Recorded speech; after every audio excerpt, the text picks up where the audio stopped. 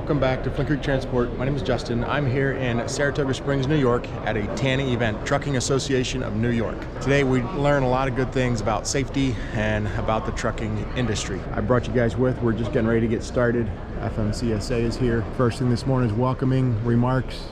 Then there is a keynote on human trafficking and smuggling. So they have a talk safety for drivers, cashless tolling, protecting your business from ransomware, entry-level driver training, talking about the marijuana update, the impacts that has on the trucking industry.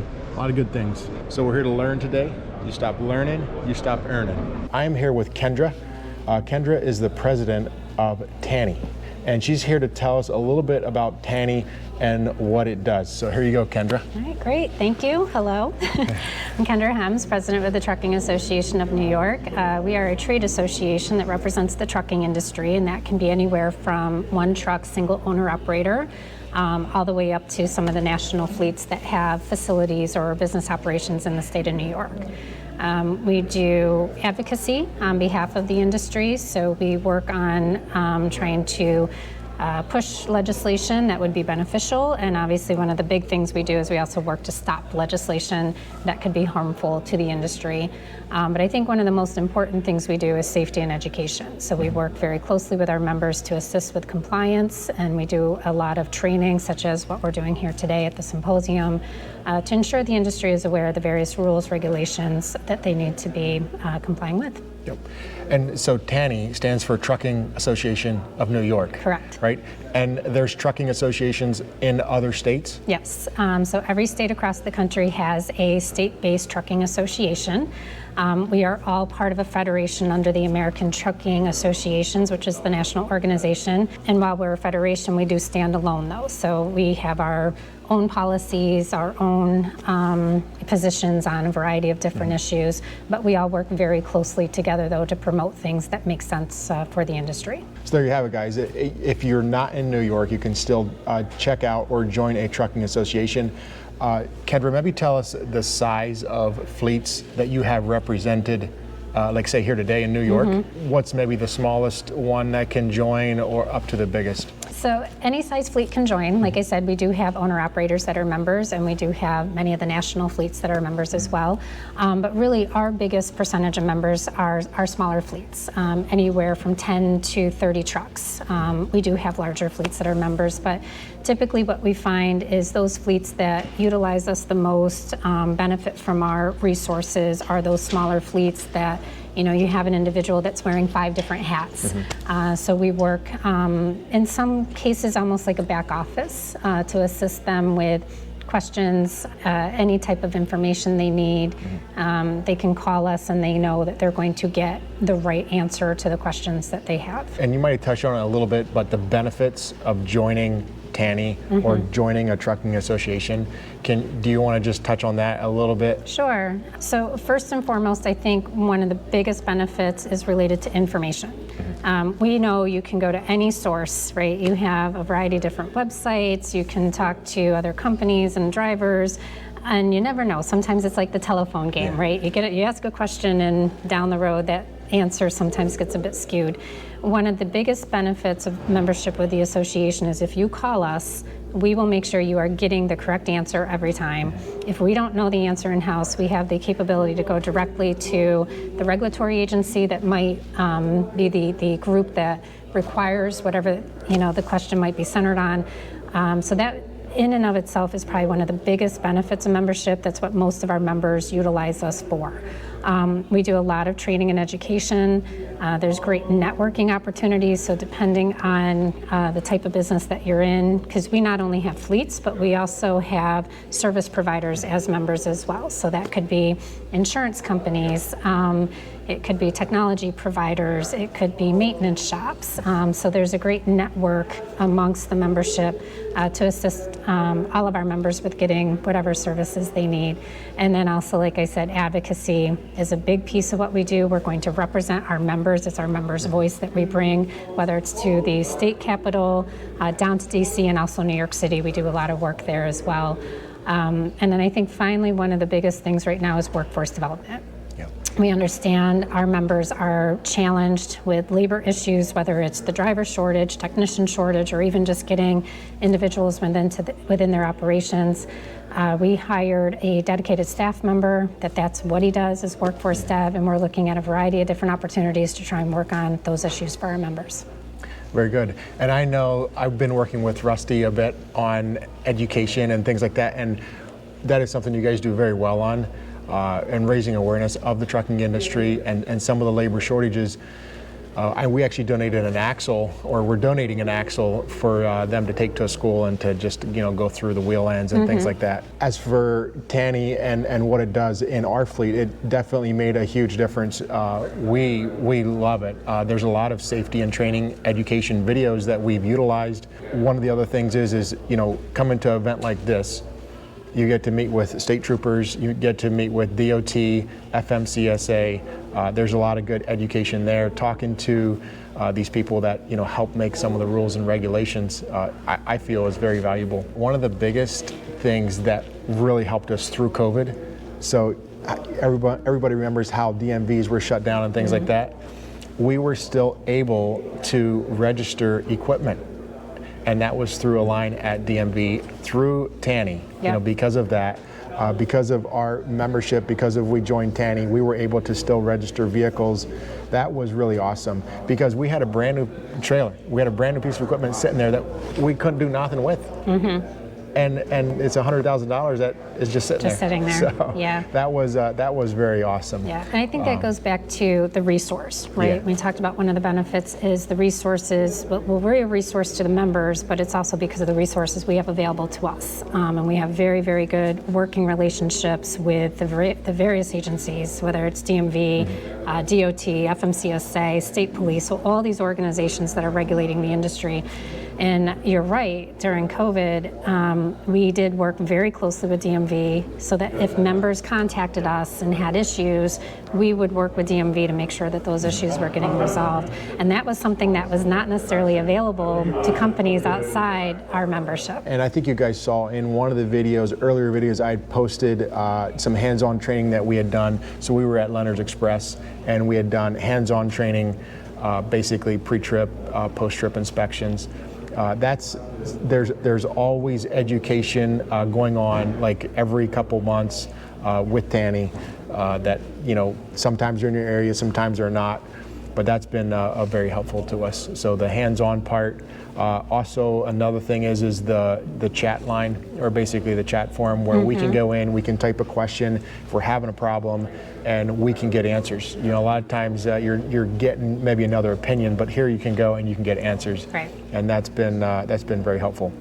Yeah, and we're very hopeful now coming out of the pandemic. This is one of our first really big in-person events again, but getting back even to the regional level. So if you can't travel to Albany or you can't travel to Buffalo, we will be starting to bring those in-person education events back to the regions as well. Yep. It's a great organization. I've been here 22 years now, 23 years, serving as president for 14, and I love it. The people are great, the networking are great, the individuals you meet as part of the association are just amazing. So even beyond, the resources that we provide as an organization, just being a part of that and that network and that family, if you will, that's oftentimes what keeps members here.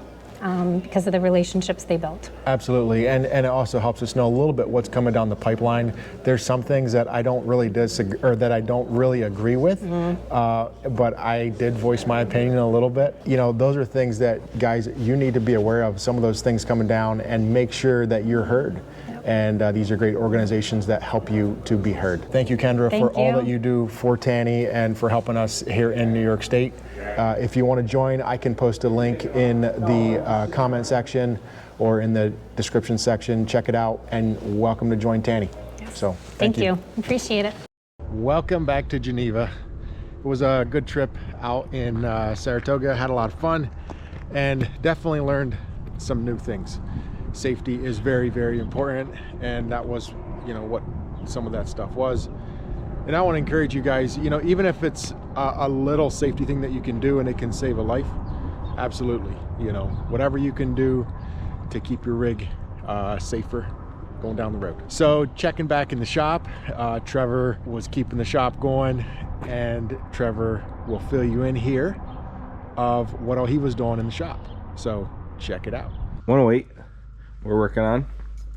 We've got the new lights in the back. These are a 5.5 inch Maxima light that I found. That's 4 inch in the middle, and then the outside is white LED, so they're on 2 separate switches. Got some nice new exhaust guards there for them. Didn't really do anything different on the deck plate. That all stayed pretty much the same.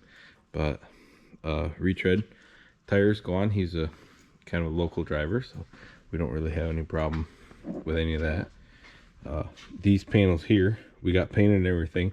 Got back by the time they were sandblasted. They were so pitted that they didn't look good. So we got some stainless panels from Rainey's. They've been somebody I've been dealing with for 6 months now. Seem to be really nice people to work with. Nothing major on the stacks. I like the smaller guards. It kind of keeps everything a little neater and tidier.